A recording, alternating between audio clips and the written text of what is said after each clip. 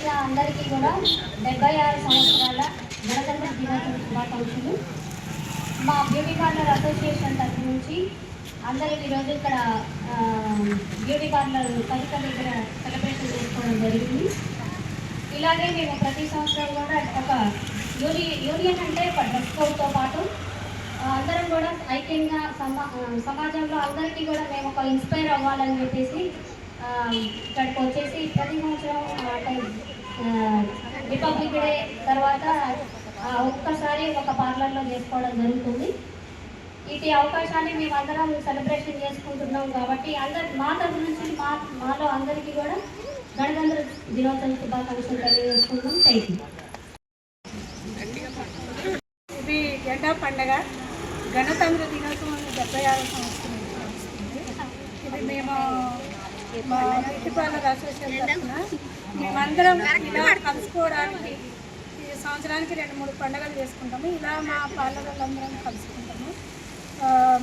అందరం సంతోషంగా ఈ పండగ కోసం అందరం సంతోషంగా వచ్చి కలుసుకుంటాము.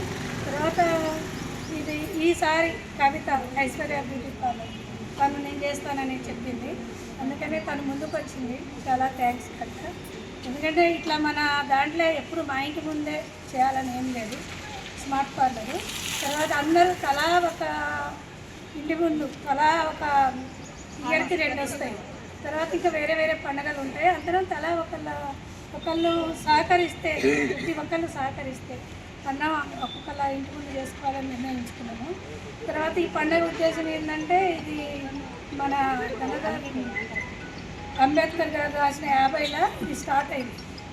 1950లో మనకి గణతంత్ర దినోత్సవం అనేది స్టార్ట్ అయింది. అంబేద్కర్ గారు మనకి అన్ని రాసిపెట్టింది, రాజ్యాంగం అంతా రాసిపెట్టింది.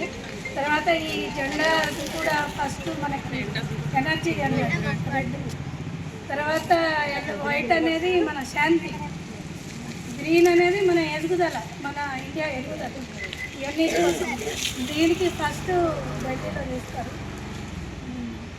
అక్కడ ప్రధానితో చేయించినాక మన ప్రతి రాష్ట్రాన్ని ప్రతి అందరిలో ఎక్కడెక్కడ ఏమేమి ఉన్నాయని అక్కడ ప్రదర్శిస్తారు. దానికోసం ఇది మనం సంతోషంగా జరుపుకునే గణతంత్ర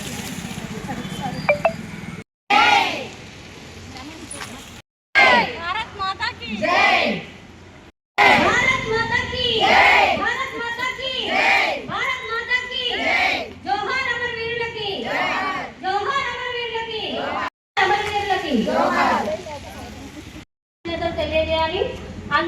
తనతో ఉన్న విద్యని మీ అందరికీ కూడా తను ఏ మాత్రం కూడా చిన్న పిల్లలతో ఎలా ఉంటుందో ఆమె స్వభావం కూడా అలాగనే ఉంటుంది. కాబట్టి మీ అందరితో కూడా అలాగనే ఉంటుంది.